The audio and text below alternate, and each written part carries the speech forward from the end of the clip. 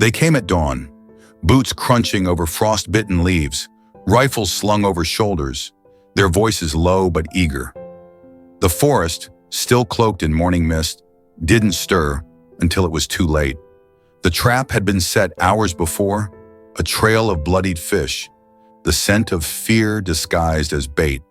She hadn't seen it, not soon enough. The mother bear, known to locals only as the Dark One, had wandered too close to the clearing, her 4 cubs trailing behind her like shadows stitched to her fur. By the time she realized the danger, it was already happening. Netting snapped shut. Tranquilizer darts hissed. The cubs screamed. She roared, lurching toward them with a fury only a mother could summon. But steel cable snares tore into her legs, dragging her down. Her body hit the ground hard, and she felt the pain ripple through her ribs like lightning. 2 cubs were taken instantly, thrown into the back of a truck, their tiny limbs limp from sedation. The third resisted, biting, clawing, shrieking, but he too was overpowered. 3.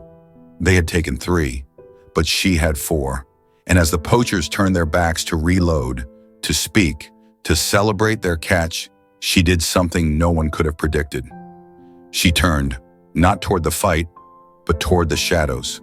With the last of her strength, she pushed her smallest cub, barely 6 weeks old, beneath a hollow in the rocks, covered him with fallen branches, smothered his cries with her bloodied body. Her eyes met his for only a moment, wide, terrified, and pleading. And then she let herself fall. To save him, she surrendered. The men didn't see. They thought she had 4, but only caught 3. They laughed, called it a victory, hauled her away in chains, her body limp but her eyes burning. She didn't fight. She didn't roar again, because she had left her heart in the forest, and now it beat in the chest of a cub too small to understand what had just happened. Too young to know that survival would now depend on what he did next. And somewhere, beneath the silence of leaves returning to stillness, a tiny paw crept out from under the brush. He didn't cry. He watched, and when the trucks disappeared and the forest exhaled, he turned, not to hide, but to follow. He didn't know where they had taken her. He didn't even know where to go, but something ancient stirred in his bones, something older than language or fear. He walked. His legs were still wobbly, his ears too large for his head, but he walked, for hours, through brambles and across cold creeks, the forest whispering around him, unaware, or perhaps too aware, of how alone he truly was. He didn't cry, not once, but he did pause. Every few steps he stopped, lifted his head, and sniffed the air, searching, not for food, not for safety, but for her, for the scent of warmth and moss and safety, the scent of his mother. By nightfall, he had curled beneath a fallen log, trembling not from cold, but from memory. He remembered her breathing, the way she pressed her paw against his chest when he couldn't sleep, the hum she made, low, deep, steady, as if her voice could hold the forest itself at bay. Now the forest was louder, hungrier. It creaked and rustled in ways that made his muscles lock with fear. But morning came. It always does. And when it did, he kept moving. Meanwhile, miles away, in a rescue facility on the edge of the reserve, a ranger named Miri was watching footage from a poacher raid the night before. She had seen bears taken before, but something about this one stayed with her. It wasn't the size of the mother. It wasn't even the brutality of the capture. It was her eyes. Just before being dragged into the transport cage, the mother bear had turned, not to attack, not to flee, but to look over her shoulder towards something just off screen. Miri replayed that footage again and again. "She's looking at something," she whispered. "Or someone." The team checked the count. 3 cubs taken, none reported missing, which meant only one thing. There had been 4. They sent out drones, set up camera traps, and sent search teams into the surrounding hills. But no one expected to find a cub so small alive after 48 hours in the wild, except Miri. "Cubs don't survive without mothers," her supervisor had said. "He's either gone or eaten." But she didn't believe that, because something in that mother's last look had said, "He's there. I left him. Now find him." And while they debated, while maps were drawn and search grids marked, the cub had crossed a narrow creek and stumbled onto the edge of a hiking path. He could smell something, strange but not dangerous. Smoke, bread, soap, not forest things, people things. His body told him to run, but her memory told him to stay. And so, when the scent grew stronger and distant voices broke through the trees, he did not hide. He stepped into the open, covered in dirt, legs shaking, eyes wide, but standing. And that's when the hiker saw him, a small, dusty creature, barely taller than the shrubs, staring back with a mix of terror and hope that no animal his age should have ever had to feel. The hiker froze, then pulled out a phone, called the ranger station, gave coordinates. It took less than 2 hours for Mary to arrive. She expected to find a carcass, or at best, tracks. What she found instead was a cub sitting still in a patch of sunlight, blinking slowly like he had waited for her, like he somehow knew she was coming. She crouched low, didn't speak, just let the wind carry her scent. And he didn't run, because in her eyes, maybe, just maybe, he recognized something, a presence, a promise, the kind his mother had once carried, that low, steady energy, not loud, not forced, but rooted, grounded, the kind of presence that told him he didn't need to understand everything. He just needed to breathe. Mary didn't try to grab him. She didn't even reach for food. She just sat. Let him come closer, let the silence say what words never could. He took a step, then another. By the time he reached her boots, his little body collapsed, not from fear, not even from exhaustion, but because it was the first moment he had let go since the screaming started. He hadn't cried when his siblings were taken, hadn't whimpered when his mother was dragged away, but now, wrapped in a ranger's coat, pressed against the heartbeat of a stranger who smelled like moss and smoke and something close to home, he made a sound. It wasn't a cry, it was a release. The team brought him in carefully. No needles, no cages, just hands. Gentle hands that didn't force anything. They named him Ash, for the color of the dust he'd worn like armor, for the fire he had survived, and for the way he still glowed, even beneath the weight of everything he'd lost. Ash spent the first few days barely moving, but his eyes never stopped scanning the trees beyond the enclosure fence. They were looking for her. Even in sleep, his ears twitched toward distant rustling, hopeful. Mary stayed close. She spoke softly, sat near. And every evening, just before the sun dipped behind the hills, Ash would stand, walk to the edge of the enclosure, lift his head, and listen. At first there was nothing, but on the 5th day something shifted. From beyond the ridge a sound came, faint, broken, but unmistakable. A growl, followed by a low, pulsing moan, the kind only one bear could make. Mary's heart stopped. Ash froze, and then he bolted, straight toward the sound, yelping with a force that cracked through the silence like a spark catching dry leaves. The sanctuary staff scrambled.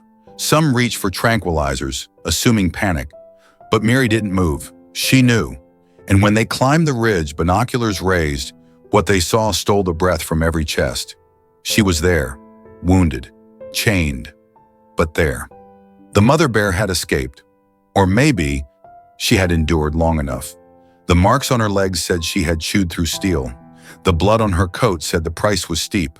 But her eyes, those same eyes Mary had seen on the footage, held only one thing. A question: did he make it? And as Ash yelped again, stumbling down the slope toward her, the answer came.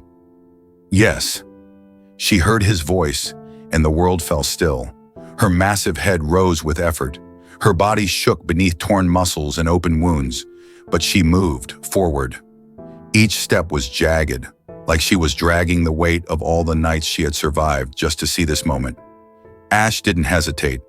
He crossed the distance between them like the earth itself had folded to close the gap.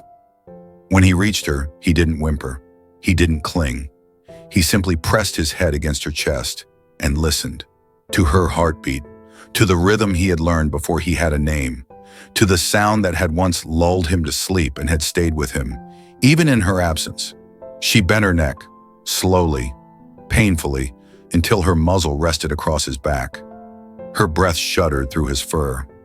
He leaned closer, and for a long time, neither of them moved. The Rangers didn't speak. Miri didn't breathe. Because what they were witnessing wasn't just reunion, it was return. Return of presence, of trust, of something so ancient and sacred it had no word, only weight. Ash didn't care about the blood. He didn't care about the broken chain still dragging behind her. He only cared that she was here, and she didn't care that he had changed, that he smelled of humans and fences and fear. She cared that he had lived, that the decision she made to let him go, to hide him away with the last of her strength, it had not been in vain. She had saved one, and that one had saved her. Because as the tranquilizer teams approached, rifles in hand and gloves ready, Ash turned, placed himself between them and her. Not aggressively, not violently, just standing, firm, unyielding. And the look in his eyes said everything they needed to hear. "You won't touch her again. Not unless I say so." Miri stepped forward first, arms raised, calm. She spoke in a whisper. "She's not a threat. She's a mother." And somehow, that was enough. The team lowered their weapons. The vet moved slowly, carefully. She cleaned her wounds while Ash remained at her side. Every bandage pressed, every movement made, he watched. Not with suspicion, but with presence, because he had learned something no one had meant to teach him. That protection wasn't about size. It was about choosing to stay. And now, he stayed. Every hour, every breath, every moment. When she was moved into medical care, he paced outside the gate. When she groaned in pain, he whimpered from across the enclosure. And when she finally stood on all four legs again, she turned, not toward the trees, not toward escape, but toward him. They walked together that day. Two survivors, two halves of a whole. One bonded not by rescue, but by return. Because what they shared wasn't built in cages or torn apart by trucks. It had survived distance, survived silence, survived the kind of pain that breaks even the strongest animals. But they were still here, together. Not because someone saved them, but because they had found their way back to each other. And others felt it. The sanctuary changed after that. Other rescued animals, usually wary and slow to adjust, began behaving differently. A blind raccoon let a vet brush her fur. A wounded fox stopped trembling when touched. Even the older bears, those who had spent years in solitary fear, started standing a little closer, sleeping a little nearer to one another. Ash and his mother became something more than a story. They became a center. Each morning, Ash would wake first. He'd nudge his mother gently, like he was making sure the nightmare was still over. And each time she'd respond the same way, by resting her muzzle against his shoulder, like a promise that she wasn't going anywhere again. And when visitors came, tourists, researchers, reporters, they didn't ask to see the enclosures or the feeding stations. They asked, "Where's the little one who brought his mother home?" Ash would often be lying beside her when they arrived. He didn't play much. He didn't chase or climb or tumble like other cubs. But when children came to the fence and sat quietly, he would rise, walk over, and rest his paw on the gate. His way of saying, "You're seen. You matter." He was still small, but he had grown into something unmeasurable. And his mother, once broken, once considered too damaged to reintegrate, became the most nurturing female in the sanctuary. She began watching over other cubs who had lost their families. She never replaced their mothers, but she stood near, rumbling softly, letting them know that safety could still exist. No one taught her to do that. She just remembered what it meant to lose, and what it meant to be found. It was healing, but it wasn't clean. Some days Ash still woke up crying. Some nights she still limped with pain. But every time one faltered, the other waited. That was their language now. Not words, not roars, just staying. That became enough. Because sometimes healing doesn't come with noise. It doesn't roar or announce itself. It arrives quietly, through presence, through patience, through the simple act of not leaving. Ash stayed by her side when she limped. She stayed by his when he shook in his sleep. And the forest, which had once echoed with the screams of loss, began to carry something softer. A rhythm, a pulse. Other animals started gravitating toward them, not out of dependence but recognition, as if they too had been waiting for proof that it was still possible, that the broken could still lead, that the forgotten could still be remembered, that love in its purest form was still somewhere in the world, not loud, not demanding, but present. The sanctuary built a new enclosure around the grove where they liked to rest, not because they needed containment, but because that place had become sacred. No one touched the boulders where Ash had first hidden. No one trimmed the trees whose branches had shaded his return. Visitors were allowed, but only in silence, as if everyone understood instinctively something holy had happened here, and it didn't belong to humans. Mary often stood at the edge of that space. She'd watch Ash nudge a new orphaned cub toward food, watch his mother lie beside a trembling bear. Barely older than Ash had once been, she kept no clipboard, took no notes. She just watched and wondered. How had a cub so small, so lost, become this? The answer was always the same. He stayed, and by staying, he became something more than a survivor. He became a memory keeper, a bridge, a promise fulfilled. And his mother? She no longer looked toward the trees expecting loss. She no longer flinched at sudden sounds. Her body still bore the scars, but her breath was calm, her steps steady, her eyes soft. Not because she had forgotten what was done to her, but because she had survived it and turned it into something gentler. There was no revenge, no rage, just renewal. One day a cub arrived who had watched its own mother shot. It wouldn't eat, wouldn't move, curled into itself like something already dead, until Ash lay beside it. Didn't touch, didn't nudge, just stayed. Hours passed. The cub didn't move, but the next morning it opened its eyes. Ash was still there, and sometimes that's all it takes. Not grand gestures, not perfect words, just someone who stays long enough for pain to loosen its grip. And Ash stayed again and again, by cubs who refused to eat, by mothers who stared blankly at fences, by creatures who didn't know if they were worth saving. He didn't heal them with force. He healed them by offering what had once saved him, presence. And in doing so, he became something the sanctuary didn't know it needed, a heartbeat, a quiet reminder that no matter how shattered something looked, if someone stayed, it could begin again. The staff began to shift how they worked. Less rush, more rhythm, less fixing, more witnessing. Rangers began spending time just being near the animals, not training, not documenting, just breathing in the same space. And something strange started happening. Recovery time shortened. Bonding grew faster. Aggression dropped.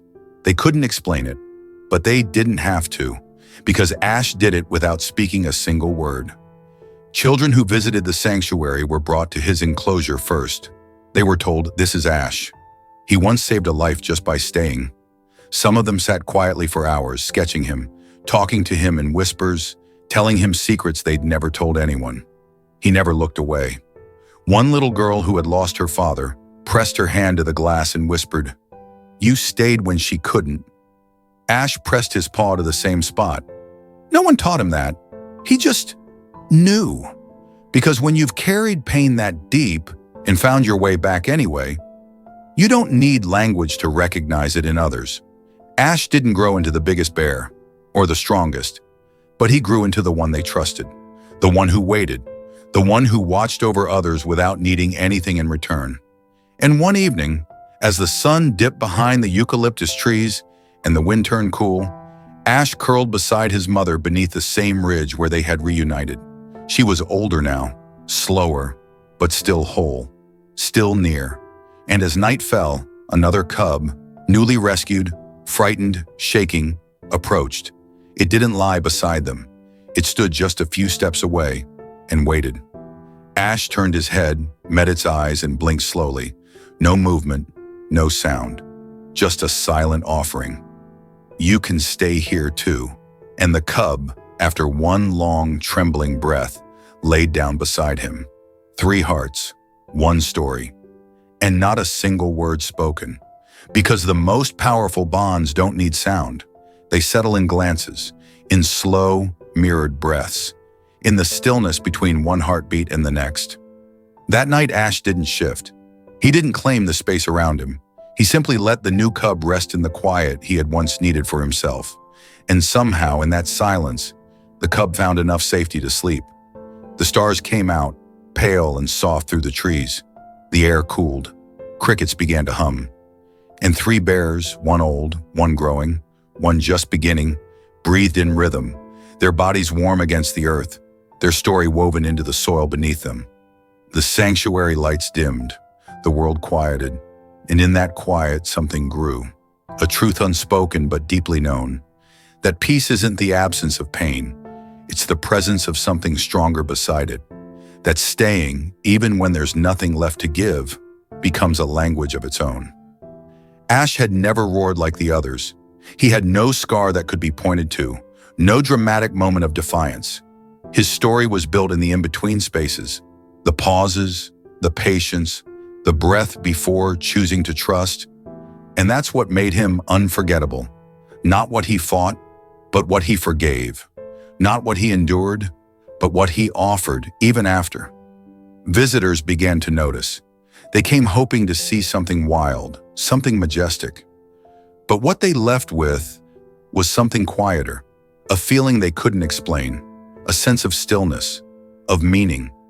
Children started calling that grove the quiet circle, not because nothing happened there, but because everything that mattered did, without a single sound. And in time, new cubs arrived.